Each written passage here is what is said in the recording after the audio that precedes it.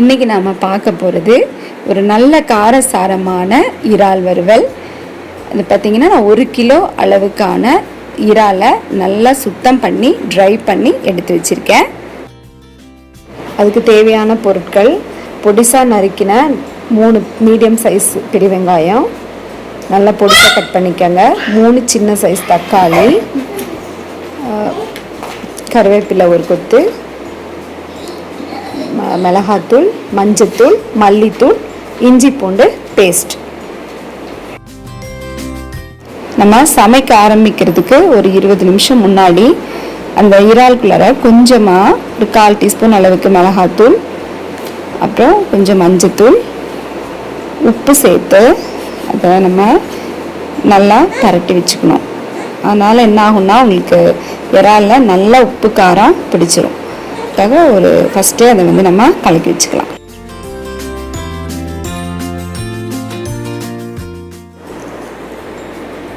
இப்போ வாணலியில் ஒரு 2 டீஸ்பூன் அளவுக்கு எண்ணெய் ஊற்றி அதில் நம்ம பரட்டி வச்சுருக்கோம் இல்லைங்களா, அந்த இறாலை போட்டு நல்லா வதக்குங்க.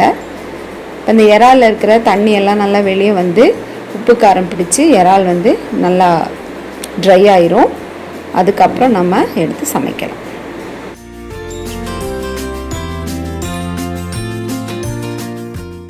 அடுத்து வாணலியை வச்சு அதில் ஒரு 3 டேபிள் ஸ்பூன் அளவுக்கு எண்ணெய் ஊற்றி வச்சுருக்கேன்.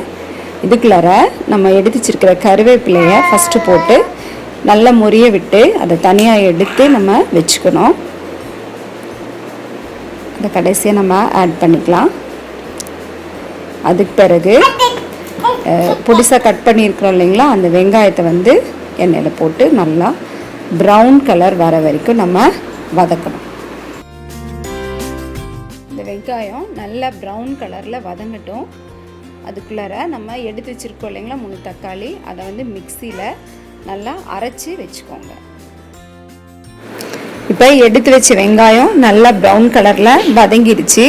இது கூட நம்ம இஞ்சி பூண்டு பேஸ்ட்டை சேர்த்து அதையும் எண்ணெயில் நல்லா நம்ம வதக்குறோம்.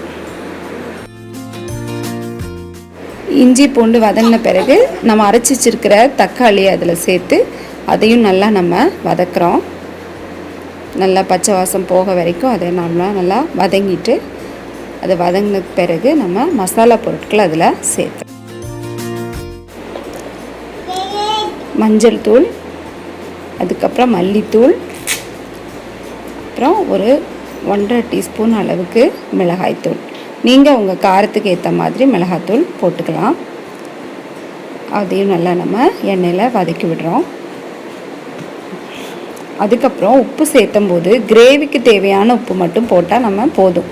ஏன்னா நம்ம இறால்லையே உப்பு போட்டிருக்கோம் இல்லைங்களா, அதனால் கிரேவிக்கு அளவாக இருக்கிற உப்பை மட்டும் நம்ம போட்டுக்கலாம். இந்த ஸ்டேஜில் நம்ம இந்த கிரேவிக்குள்ளே ஏற்கனவே வதக்கி வச்சுருக்கிற இறாலை சேர்த்துறோம். சேர்த்துட்டு இதோட அந்த நல்லா பிளெண்ட் ஆகிற மாதிரி நம்ம நல்லா அதையே கலக்கி விட்டுக்கிறோம். அதுக்காக கொஞ்சம் உங்கள் கையில் கொஞ்சமாக தண்ணி எடுத்து அதை கொஞ்சம் தெளிச்சுக்கோங்க, இல்லைன்னா அது அடி பிடிக்கிறதுக்கு சான்ஸ் இருக்குது. அதனால் அதை நல்லா கொஞ்சமாக கையில் தண்ணி எடுத்து தெளித்து விட்டு அது கூட சேர்த்து சிம்மில் வச்சு நல்லா அந்த மசாலோடு சேர்த்து அதையே கலக்கி விடுங்க.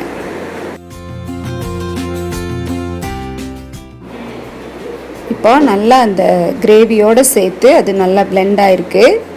ஏற்கனவே இறால் வெந்திருக்கிறதுனால இது கூட கொஞ்ச நேரம் நம்ம சிம்மில் வச்சு பரட்டினாலே நல்லா அது மசால் பிடிச்சிரும். அதுக்கப்புறம் கடைசியாக நம்ம அது கூட பெப்பர் சேர்த்துறோம். இந்த பெப்பர் பார்த்திங்கன்னா நம்ம கடையில் இருந்து சுத்தமான பெப்பர் வாங்கி அதை நம்ம அரைச்சி வச்சுக்கிறது நல்லது. நான்வெஜ் சமைக்கும் போது நம்ம கடைசியாக பெப்பரை சேர்த்ததுனால அந்த உணவுப் பொருளை ஏதாவது விஷத்தன்மை நச்சுத்தன்மை இருந்தாலும் அது போயிடும். அதுக்காக எப்பயுமே நம்ம பெப்பரை லாஸ்ட்டாக தான் சேர்க்கணும். சேர்த்து அது கூட சேர்த்து அதையே நம்ம நல்லா பரட்டி விட்டுருவோம். இப்போ நம்ம கடைசியாக நம்ம பொரிச்சு வச்சுருக்க கருவேப்பிலையை அது கூட சேர்த்து நம்ம பரட்டி விடுறோம். இப்போ பார்த்திங்கன்னா நல்ல காரசாரமான ஒரு சூப்பரான இறால் வறுவல் நமக்கு கிடச்சிருக்கு. இந்த ரெசிபி உங்களுக்கு பிடிச்சிருந்தா லைக் பண்ணுங்கள், ஷேர் பண்ணுங்கள். நம்ம ஹாப்பி குக்கிங் சேனலுக்கு சப்ஸ்கிரைப் பண்ணுங்கள். தேங்க்யூ.